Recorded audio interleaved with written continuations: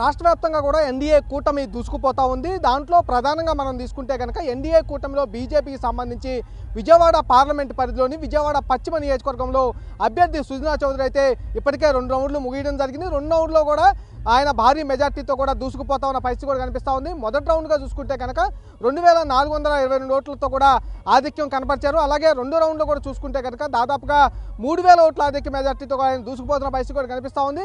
ఆ నియోజకవర్గంలో 19 రౌండ్ల పైగా కూడా జరగబోతా ఉంది. అక్కడ ఏదైతే ఉందో 2 సార్లు కూడా అక్కడ వైసీపీ అనేది గెలుపొందడం జరిగింది. ఈసారి బలమైన అభ్యర్థిని ఎన్డీఏ తరఫున నిలబెట్టడం జరిగింది.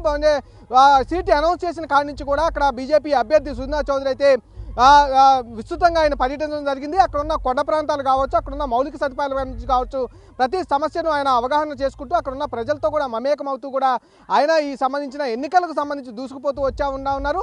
అక్కడున్న ప్రజలతో కూడా ఆయన మమేకమవుతూ కూడా హామీలు ఇస్తూ కూడా, అంటే పశ్చిమ నియోజకవర్గానికి సంబంధించి వైసీపీ అయితే మేము అభివృద్ధి చేశామంటూ కూడా చెప్పుకుంటూ వచ్చింది. కానీ ఇక్కడ ఎలాంటి అభివృద్ధి జరగలేదని కూడా ప్రజలతో మాట్లాడుతూ ఆయన తెలుసుకోవడం జరిగింది.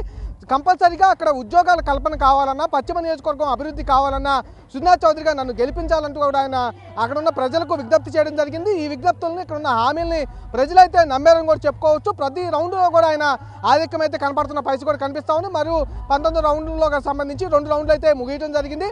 మిగతా 17 రౌండ్లకు సంబంధించి కూడా మరింత ఆధిక్యంగా గెలుపొందడం జరిగే అవకాశం ఉందంటూ కూడా అక్కడున్న బీజేపీ నేతలు చెబుతున్న పరిస్థితి కూడా కనిపిస్తూ ఉంది. ప్రశాంత వాతావరణం ఉంది. అఖండ విజయం చూడబోతున్నామని నా నమ్మకం. ఎగ్జిట్ పోల్స్ కూడా చెప్పింది కదా ఆల్రెడీ. కాబట్టి ఆంధ్రప్రదేశ్కి మంచి రోజులు రానున్నాయి.